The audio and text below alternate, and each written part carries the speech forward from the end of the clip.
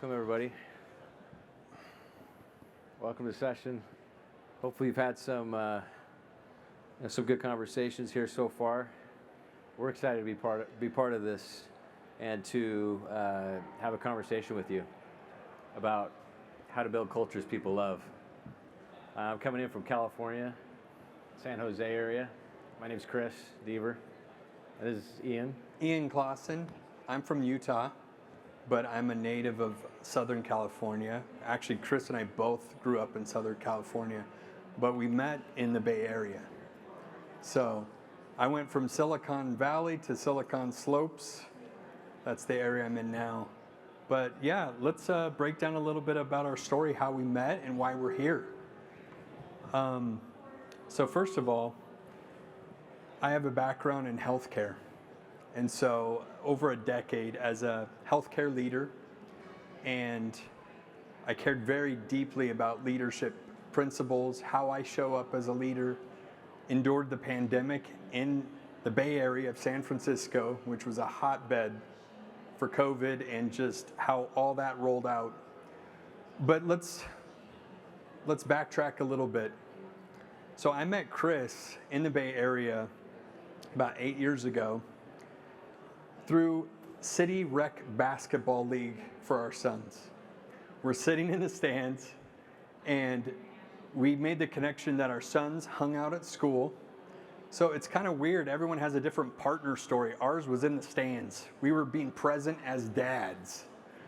So, we just started talking. We got very vulnerable, and we connected over a lot of common ground. Starting with creativity. So I have this background in healthcare. He's in tech, HR background. He worked at some of the biggest companies, brand names, Apple, Nike, VMware, Disney. And we just started jiving on a lot of shared ideas, but it takes a lot to open up, right? So we're going to talk a little bit about that today, specifically. But fast forward, we ended up writing this book and had an incredible experience together. So that's some of the things we want to talk about. What are the things that Chris and I aligned on? Well, first of all, that creative side. We got vulnerable. We started to open up about some dreams that have been dormant in our lives, right? We had a certain amount of professional success, but at the same time, there's this creative pent up energy that both of us possessed. He has a background in art and would do comic strips for newspapers back in the day. I was a creative writer. Those ideas converged. We ended up, fast forward, we ended up putting together a deck and flew to LA. We had a pitch with a Marvel storyboard artist. And it was a 30-minute pitch, turned into 3 hours. Probably the longest pitch we ever had to endure. But it was very validating. And it turned into a lot of other things, right? But we zoom out, we're like, what was this experience that we just had, right? It's hard to find a creative partner, a business partner. And so over the course of our time together in the Bay Area, we ended up talking about things that mattered deeply in our core. We talked about principles and values, the ways we want to show up at leaders. Chris was a leadership coach, and he would talk to C-levels and really help C-levels develop these type of principles. But what's missing in today's world, especially leadership, is this unified body of principles. We were very impressed in our college years by the work of Stephen Covey, 7 Habits of Highly Effective People. So we were asking questions in my living room, where's that book today, right? And the closest thing we found was in Creativity, Inc. by Ed Catmull, right? It's a very introspective take on how creative teams are supercharged and the power of brain trust. That really inspired us. But the principles that Ed shares in his book are primarily about a creative studio, right? And so how could we take that experience of a creative studio and apply that to any domain? Well, luckily, Chris had just joined Apple and was given the charge to help shape their culture post Steve Jobs, right? This is what we started with our work with our book, Brave Together. So in it is the Apple story, and Chris is going to get into some of that. We're excited to share. Yeah, thanks, Ian. So yeah, our kids connected, and we started a company called Brave Core. We do leadership development, and of course our boys, Vaughn and Austin, claim to have a large equity portion of that business, but that's still up for debate. So what was it that we ultimately learned? What is the main insight of this book? And Ian alluded to it, but the question too is, if we zoom out and we ask ourselves, what is leadership? What is culture? And what does it mean to shape culture, right? To lead the future? And so these are the kinds of questions that we started to explore on a deep level. And as we met with people like Ed Catmull, which we did, fast forward, a few weeks later from our having that conversation, we met with him. We'll talk a little bit about that later. But the core concept of the book, the core meta principle, it really boils down to our human nature, our own psychology, our own experience in life. And when we look at it, we all experience some level of fear. And if we don't know that that's a relationship that's there, we'll all find out at some point. And I think a lot of us discovered that during COVID, or even before that. But in our lives, there's this conscious or subconscious level of fear that we all experience. And it may be something we worry about. It may be financial. It may be something in our job that's pressing, an urgent situation. It may be disruption that's happening all around us, right? AI, it can look scary. It's like, well, people are losing jobs. Yes, they are. But what does it mean, right? And how do we deal with this fear? And what we're told, we see it in personal, self-help, personal growth literature. It's be brave, right? Brene Brown talks about this, and she's right? And we need to be brave. And what starts to unfold from that work is this point about, we gotta hustle, we've got to hack, we've got to optimize, and that's true.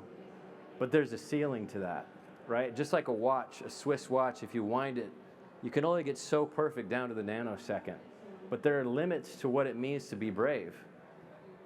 And so what we discovered in our experience was that there's power in working together. And being brave together breaks through that ceiling. And it gives us a sense of perpetual motion, right? In science, they say, I remember being in science class when I was young, and I hear the science teacher always say, well, you can't create a perpetual motion machine. And it really bothered me. Because I thought, well, maybe you can. And what if you could? What would that perpetual motion machine be? And, Leonardo da Vinci took a stab at this. He created a self-filling flask. It never actually worked, but it was an attempt at this. Nikola Tesla, who's famed for his inventions, right? He has over 80 patents. Many that are still unreleased today. They remain a mystery. He actually worked on this concept of the perpetual motion machine. And he was a person who could iterate these things in his mind. He would actually iterate his inventions well before he would put them on paper and create them. And what he did, he would test the quality of these and to see if it works. And then they would actually produce them. And he actually conceptualized a perpetual motion machine. But we don't know where it is. We've never seen this, right? And when he passed away, the government took all the papers, and who knows where they are. But this question of perpetual motion is answered in the cultures that we've observed. Cultures that are powered by people, and they're powered by purpose, and where people are brave together. I got to witness this at Apple. We're going to share this video that kicks off and talks a little bit about our work. So we'll share this.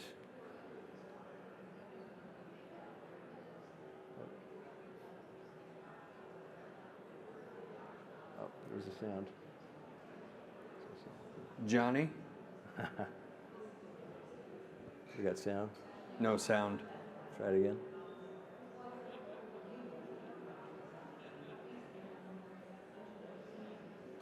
not working. Okay, we'll skip it. Skip the video. Okay. Anyway, so it's a video that shows the experience that we had at Apple, and mainly just to summarize, it really boiled down to this idea that Apple was born out of not just an interest in creating great products, which what the company has become today. It was actually started with a bunch of misfits and people that were curious about breaking the norms and shattering the status quo. And they saw what IBM had done, right, and established this thought about think, right? You got to think, and that's true. They've created computers that fit inside of entire rooms, right? And so Apple pursued this notion of democratizing the personal computer, bring it to everyone, and through the power of innovation, right? Think different. And we all believe in this. We've all experienced it. But what we saw in the culture at Apple was that over time, this notion of innovation was still there. And by the way, when they hired me, this was the most valuable company on earth. So it wasn't a fixer-upper. It was like, this company's doing great. Like, what's wrong? But they said, 70% of our people have been here for 5 years or less, and we don't know how to teach them Apple culture fast enough. Can you help? And so that was the charge, right? And at first, I thought, well, that's a good question, but what if we reframe that question? Because if the majority of people are new to the company, and there's all these other people who are part of this culture, maybe a better question is, how are we going to co-create and shape the culture of the future that Apple needs to be? And when we focused on that question, what we started to realize was there was a deeper exploration of who, if you think about the culture as a person, this person wanted to be. And this was a person who not just thought different, but wasn't just about thinking different, it was about working different together. And we saw in the AirPods, for example, most people don't know this story, but we benefit from it. You know, AirPods are a great product. My kids wear them. They're live streaming conversations I have with them, with their friends, when I don't even know it because they have AirPods in their ears. The backstory to AirPods, the origin story of how these actually emerged and came to life, is something pretty fascinating. I got to be part of that journey. So when I was there, they'd worked through the first iteration of AirPods, which had the stem too, by the way. But you know, when they created these, it was impossible. They had PhDs they'd hired into the company. They'd written white papers, you know, thousands of pages, and they said you can't actually create what you're trying to do. You know, earphones have to have a wire. You can't do this. They said, yes, we can, and that's why we hired you. You're going to help us do the impossible thing. That's why you're here. And they accomplished it. And these had a stem, but the point is after that first iteration of AirPods, there was all kinds of infighting. There was friction in these teams. And there were people slamming doors and saying, I don't want to ever work with that person again. And so we started to unpack this question of like, what is wrong? Like, how, you know, the best company in the world, where they has the best culture in the world that I know of, how could you have this kind of friction? And what's going on? So as we unpacked that question, we heat mapped the organization. We asked ourselves a few things. We said, who are the most innovative people, the most innovative teams in this company, and that are working on this product? Because we were curious about their perspective. And what they told us was, the problem was, here they were, near launch, and in 6 to 8 hour daily meetings with other teams. And everybody's throwing data at each other. It's friction. Like people were really frustrated. So they didn't know what to do about that. Long story short, what we realized was there's a better way. And I had come from Disney. We'd done work there with Pixar. We acquired them. And you know, Pixar led to Lucasfilm and Marvel. And what they were doing was something very different. They call it the brain trust. The brain trust is very simple. It's an idea that is egos off the table and building blocks on the table. And it's cross-functional meetings. It's people meeting together to create that perpetual motion. And this is what we started to do with AirPods. We created a brain trust. And it's amazing what that did. Across functions, people committed to this meeting that was once a week across staff, right? Hour and a half, 2 hours a week. So instead of those 6 to 8 hour dailies at the end, They were connecting regularly. And this rhythm changed the dynamics of the team. It built these relationships, and it produced AirPods Pro and all these other iterations, a $24 billion business that stood up seemingly overnight, but it wasn't. There was all of this work underneath that had everything to do with being brave together. And so, as part of that work, we discovered a set of principles, and we were exploring this question as to what are the first principles of the future. So again, if there's a future Apple who's coming off the DeLorean, that person, what is that person telling us? And so we had to heat map and ask ourselves, who are the most innovative people here? And we met with the heads of this, leaders of teams of thousands of engineers. Angela Ahrens, who ran retail. She's an incredible woman. She had been CEO of Burberry. There's perspectives that each of these people shared that led to these first principles for Apple. And one is about following the North Star.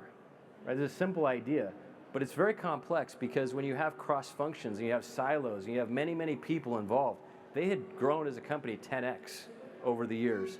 And so suddenly you have hundreds of people versus 5 or 10 represented in this room. Software, hardware, operations, retail, design, Johnny Ive's team. And they're all trying to converge. And so, but having a North Star is saying, we're going to create the best product. Ultimately, that's what we're all about at the end of the day. So we can argue about this technical spec, or we can have this challenge here or there, but at the end of the day, we're building the best product to enrich people's lives. We want to change people's lives with these products. And that matters. And there was another principle that was a little surprising, because Apple's a culture of secrecy, right? They keep things close to the vest. In fact, my brother worked at the in intelligence, right, with the Army, and we'd talk, and he'd say, "You don't tell," I'd be like, "You don't tell me anything about the Army stuff." He's like, "Well, you tell me literally nothing about Apple," and that was true. It's all about secrecy, but there's a reason, because at the end of the journey, when that product launches in September, typically, most people that worked on it didn't even know what this was going to be, believe it or not. And so it keeps the surprise and delight. So that's something special. But what we learned in these teams and these best innovators at Apple, these most innovative people, what was happening was they were actually sharing. But they were doing it in a very smart way, in kind of the Pixar way. And it was powerful. And they, as the principle says, they sought to share early, right? And they built brain trusts. And this last principle we found most fascinating was we met with a leader, his name's Lin Youngs. He leads teams of thousands of engineers. They create all the cool technology in the phone, camera tech, Face ID, right? All of these things that are so incredible. We sat down with him, we said, "Lin, how do you think about yourself?" So I'm a coach. It's okay. How do you lead? What's your leadership philosophy? He said, "Well, I think about it this way. When I get in a room or a conversation with someone else, they have their ideas and I have my ideas. And they're like our kids. And if I care as much or more about their ideas, as I do about mine, then magic's going to happen." And most of us don't go into meetings like that. But when we do, it opens up the conduits to revelation to happen, that things that didn't exist in that meeting before happen. And so suddenly you can have this technology that emerges that is unbelievable. And so when he crystallized that down, we asked him, can you define that as a principle specifically? And this leader of this technology, right, over the cameras, which by the way, I mean, look at the old world, what it used to be, $5,000, I have friends that invest in these cameras. Now you can get an iPhone, and it has it. Lynn said this. He said, we talk about bias, right? And bias, people judge as a bad thing, and it can be. He said, we have training for that, and that's fine. He said, but I think about it this way. If I can be biased towards others' ideas, there's power in that. And so I try to be biased towards their ideas. And that's empathy, right? When we think about it, it's empathy. And so those are some of the things we learned. There's a really powerful video. We worked with the marketing team ultimately Greg Joswiak. He goes by Jaws. So there's Woz, not to be confused with Jaws, and Jaws not to be confused with the '80s movie. But Jaws, he runs all the marketing, and we, in doing work with him, and eventually this got to Tim Cook, this cultural inside-out movement of working different together. There's a video that encapsulates this. Hey, John, did we get the audio for the video working? We got the sound? The sound was off on our last video. It's a beautiful video. It's called Join Us, Be You, and it's on the Apple website. We'll try it. We'll give it a shot, see if it plays here with sound. No. Okay. So we'll skip it, but it is something to check out. And it captures the essence of the spirit of working different together. Yeah. So the crux of our book is made up of a specific framework for the future, right? If we zoom out, sure, this was an experience we had with Apple, and it was awesome. There's a lot of things that can be learned just from that. The book could cover all of the Apple story, and it's packed with goodness. But we asked the question, how could this be applied to any domain, right? And so, if you're familiar with Hegel's dialectic, we borrowed that framework, right? Now that's traditionally used for politics. But we asked the question, what if we could apply that synthesis framework to leadership development and our work experience? So typically, a traditional experience for everyone since college or high school is that employee-employer relationship, right? It's the 9 to 5, it's the safe bet, it's the 401k plan, it's moving up the career ladder to get ahead, right? And the other extreme that has emerged during our lifetime is this push for entrepreneurship, right? These two positions are at odds on LinkedIn. Employers, no one cares about their branding typically, right? They care about the personal brand, right? People are following people. That's the lifestyle of an entrepreneur, right? Look at me, I'm on the beach and I'm only working 4 hours this week, right? Those things are at odds. But we don't have to live in the extreme. In fact, our work life needs a synthesis. And so part of this framework is out of the tension of what is known in the tradition with the alternative kind of pushback is a synthesis, right? We can take the good aspects about the 9 to 5. We can build upon the things that work for efficiency and building a sound business. We can also find the courage of an entrepreneur, right? And take those risks and be more creative and be passionate and be altruistic. So in that tension is a synthesis, and that's the crux of our book. We propose that the synthesis is co-creation. We're going to get there. So how does the synthesis framework work? Well, I'll shorthand it. The traditional model, let's say for a restaurant, right? We're all familiar. Growing up, that was a special occasion. You lose There we go. your back. Okay. Growing up, we would go celebrate birthdays, someone's graduation, families in town. Gone are the days of the long wait.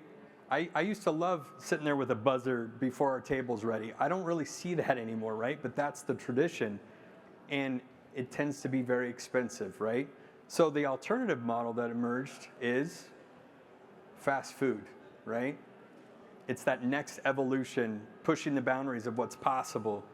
But in it, there's trade-offs, right? So we tend to trade high quality with poor quality, but guess what? We can be in our car in the driveway for 4 minutes and be out with a hot bag, and it checks the box, right? But it's cheap. So if those two things are at odds, right, and it's what we know, we don't have to live in extremes. So the synthesis that emerged from this model is what's known as fast casual, right? It's the Chipotles, the Blaze Pizza. It's learning from both sets of innovation, the traditional model and what challenged that tradition, right?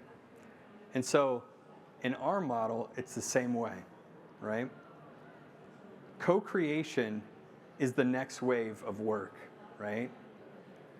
We've been told that you have to work hard to get ahead. And while that adage still sticks, the alternative has been pushed. We need to work smarter, right? The rise of technology, AI, that's exciting stuff. But is that the end game, right? Just working hard or working smart?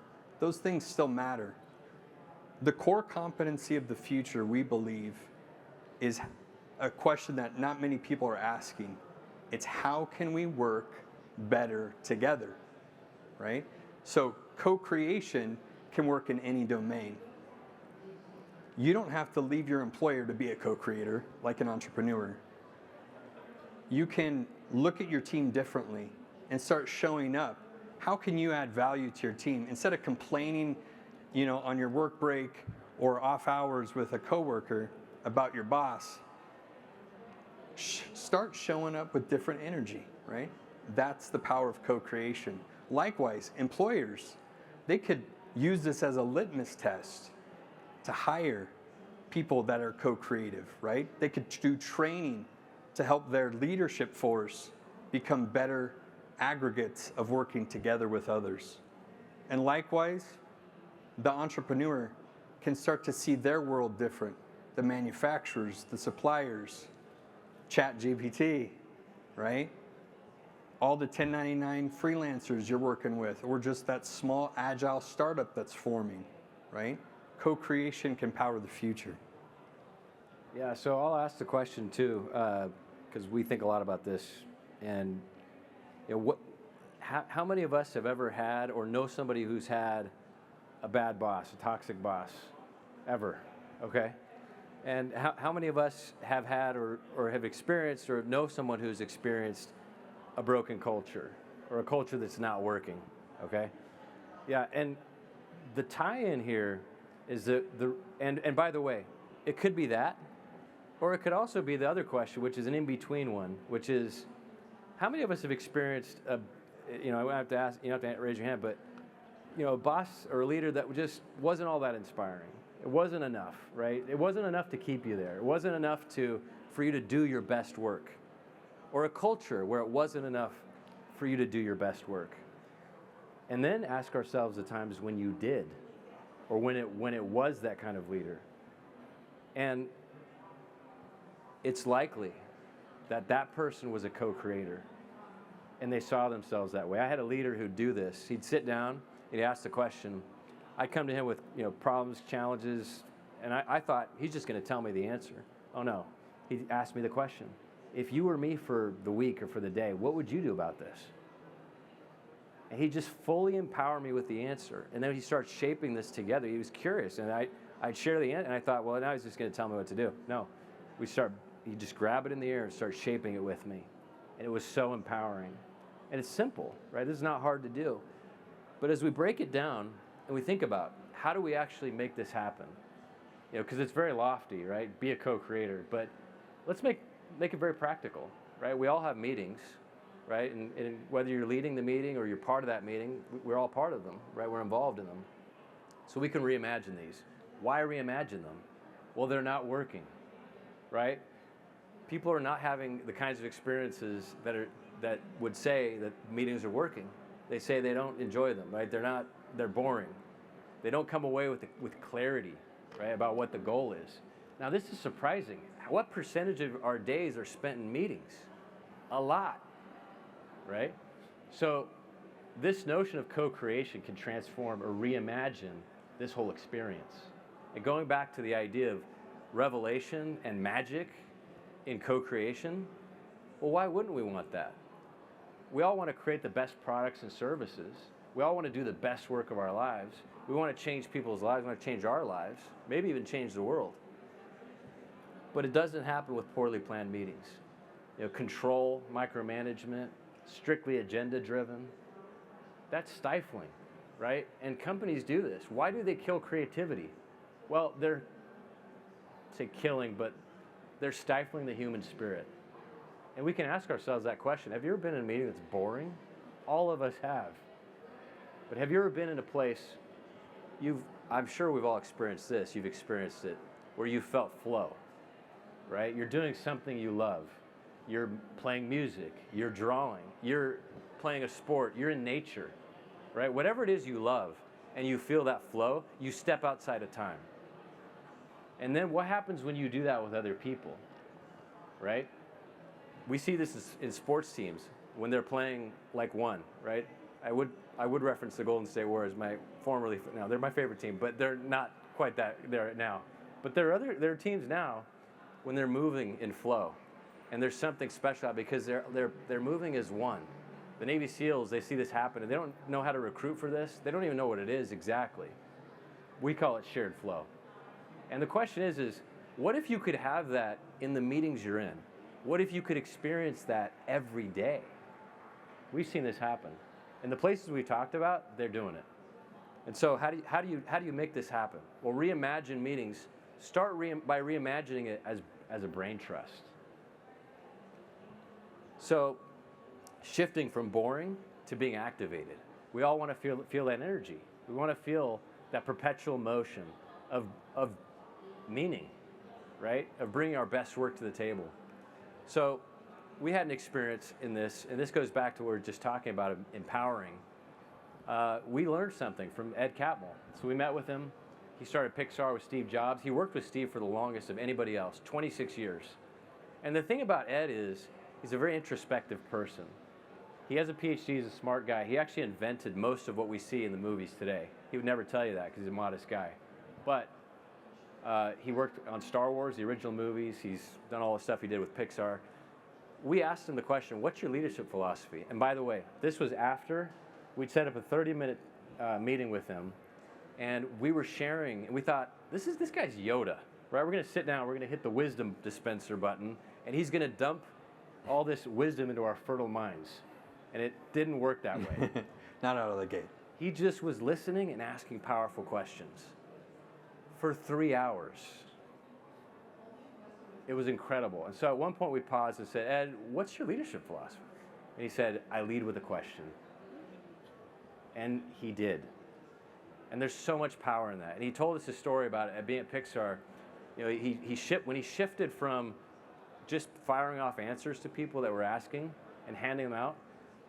By the way, he was so exhausted, and he felt like he wasn't empowering people when he did that. When he changed, and it took a meditation retreat for him to do this, but when he got back, it changed his life, and it changed him as a leader, and he led with questions. And so there's power in leading with questions. It sounds simple, I know, but just if you try this. The Socratic method has been around a while, and no one's doing it. It's transformative. Yeah, exactly, right? And we've noticed, right? And by the way, what Pixar does, and especially with movies like Inside Out 2, if you've seen it, but if you haven't, it's incredible. But they plant questions before a meeting, so they'll send it out. You know, say the meeting's on a calendar for next week. Send a question out. Yeah, you may have an agenda too, but send the question. The question lets people marinate on it. It lets them, it creates space for them to be brave and bring their ideas to the table. You're inviting them, and that's powerful. And again, just shifting where and we saw this again. I think the pandemic really opened our eyes to this because we're bringing, for those of us that are hybrid, most of us, or remote, you're bringing work into your life, not the other way around anymore. And that's the new normal. That's life now. Right? Work, it either fits in our lives or it doesn't. And if it does, it's got to be magic, right? It's got to be something that feels special. And that's what these companies have learned. And by the way, we've done this with companies, startups, mid-sized. It doesn't have to be a big brand. And we've seen 10x growth. We've seen startup founders go from $15 million businesses to $150 million in 1 year and go public by applying these principles. And so it's not just lofty, audacious, or aspirational, but it's powerful stuff. And so really, in the end, the future will be co-created. We talked earlier about this. There's wave of efficiency that happened. The manual worker, right? Frederick Taylor, right? The assembly line approach. Some leaders are still trying this. It's a totally failed method. Effectiveness came later, right? That wave. focus on optimization, work harder, work smarter. Now the big wave is co-creation. And by the way, if we want to win in AI, it's co-creation too. Because it's not going to be the verticals and the functional teams that are going to win. It's horizontal connections. Now you have to be vertical and have depth of knowledge, but it's connecting all those dots that's powerful. Right. And so I'll hand it back to Ian. Sure. So we wanted to leave you guys with even more practical use cases than just our storytelling. So Reimagine meetings is one way to really do that. But there's an effective toolkit that was featured in our book that Inc. Covered, and it talks about the golden questions. They extracted it from an excerpt of our book. So we're actually going to turn the time over to you guys. This is a networking event, right? And what happens is we go to these networking events and maybe you talk to people, maybe you don't, maybe it's people in your company that you came with, but you don't really get the kind of traction you're hoping for at the end of one of these events, right? If we're honest. So we're going to provide the golden questions. And by the way, these are tried and true. We've tested these, pressure tested them. And you ask yourself, what's a question that really fires you up or unlocks you? Like a spell. Opens you up. Something special. And these do, if you're doing it right. Right. So what we'd like to do right now is, if you could turn to your partner that's next to you or get close to someone that isn't, and just go off of these questions. These are icebreakers, right? But take some time to really dig in and be in a sharing flow state, right? There's no outcome that you get an A+ in. It literally is about connection, and we hope to share that with you during this session. So take some time, interact, and then we're going to wrap up our session. Let's go.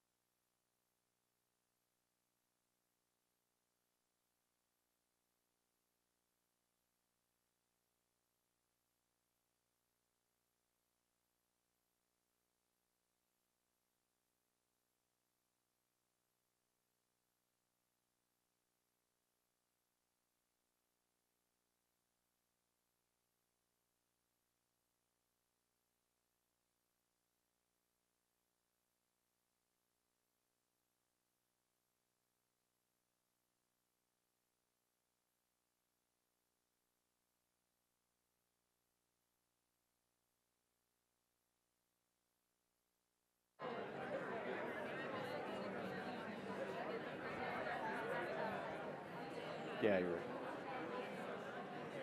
You're good.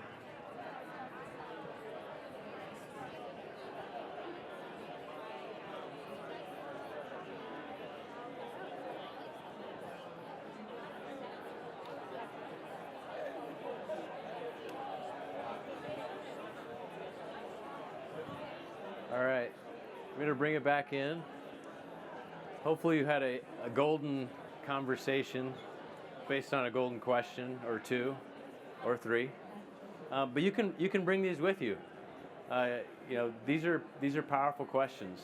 We've had these unlocked conversations that can go on for 45 minutes, an hour, and you're finding at depth, right, what people are about. They work really great in interviews with a candidate. The candidate comes with these canned answers, and you just do the first question, and it's like the fourth wall is removed, you know? It's powerful. So we're going to give you this free gift. We had a movie trailer earlier we didn't share, but this is the book in video format. So you can use this code, this QR code, and you'll have access to that. There's also a library of other books like it. It's like a documentary style version of the book. And then you can also connect, and our website's bravecore.co. That's got other resources and things that tie to our book and golden questions, other things like that. Yeah, so we do leadership and culture shaping. This QR code will get you to our website. We have a lot of different resources there: white papers, articles, other things like that. It's on Amazon too. Yeah, well, we're excited. We believe that the future is not self-made, it's shared, and being brave together is what will make that possible. And grateful for the opportunity to be here with you today. We're excited for you. We'd love to connect, so we'll be here after, and we're going to be signing some books over the other side over there soon. So would love to connect with you and hear your story as well. Thank you, everybody.